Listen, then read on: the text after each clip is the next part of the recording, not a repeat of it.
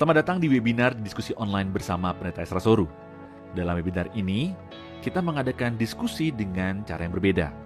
Anda akan diberikan kesempatan untuk bertanya dan mengangkat topik-topik yang ramai dibahas mengenai Kristenan. Berikut adalah cuplikan video dari diskusi-diskusi yang kami lakukan setiap Senin 2 minggu sekali jam 7 malam. Dan bagi Anda yang ingin mendaftar, silakan Anda bisa klik link yang tertulis pada caption. Jangan lupa untuk klik dan subscribe YouTube channel Pijar TV.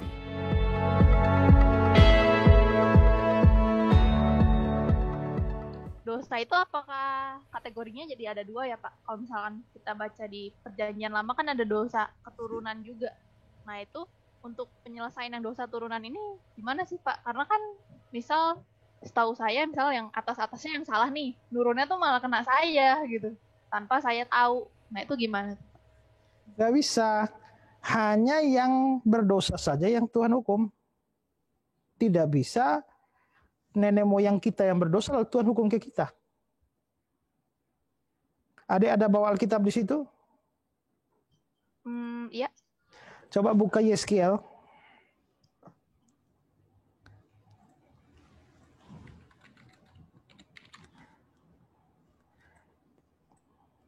Yeskiel pasal 18. Ayat yang ke-19.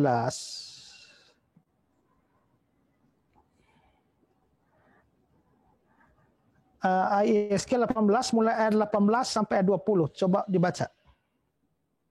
Yeskiel 18 sampai 20 ya? Ya. Yeskiel 18 ayat 18 sampai 20. Oke, ayat 18. Ayahnya yang melakukan pemerasan, yang merampas sesuatu. Ya.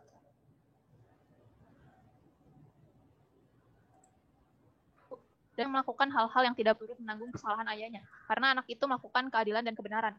Melakukan semua ketetapanku dengan setia, maka ia pasti hidup. Orang yang berbuat dosa, itu yang harus mati.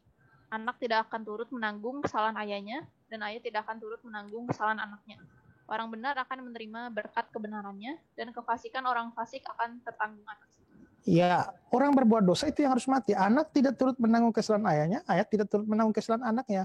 Jadi tidak bisa nenek moyang kita yang salah di atas, lalu Tuhan hukum kita yang di bawah, yang tidak bersalah. Gitu. Oh iya, baik Pak. Tapi di Perjanjian Lama, ini juga sih Pak sempat ada baca memang yang turunannya ditanggungkannya sampai turunan 3 atau ke-4. Nah itu maksudnya apa ya?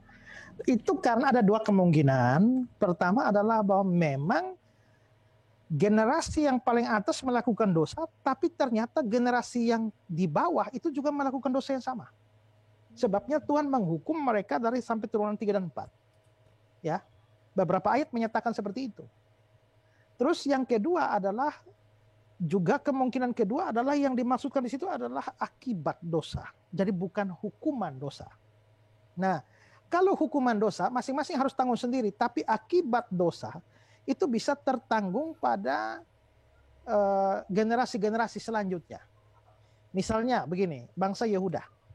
Bangsa Yehuda itu adalah bangsa yang jatuh pada penyembahan berhala. Lalu Tuhan memberikan hukuman pada mereka. Hukuman pada mereka adalah mereka dibuang ke Babilonia. Ternyata setelah mereka dibuang ke Babilonia, ada generasi-generasi yang dilahirkan di tanah jajahan Babilonia. Mereka tidak ikut berdosa, tapi kena akibat. Misalnya ya, ada seorang bapak yang korupsi. Apakah bisa anaknya yang dimasukkan penjara? Tidak bisa. Harus si bapak yang masuk penjara. Berarti hukuman dosa hanya ditanggung si bapak. Anak tidak bisa dihukum karena dosa bapaknya. Tapi gara-gara bapak masuk penjara, maka anak-anak menjadi putus sekolah, anak-anaknya menjadi keleleran, anak-anaknya menjadi penjahat dan sebagainya. Berarti anak kena akibat dosa, bukan hukuman dosa.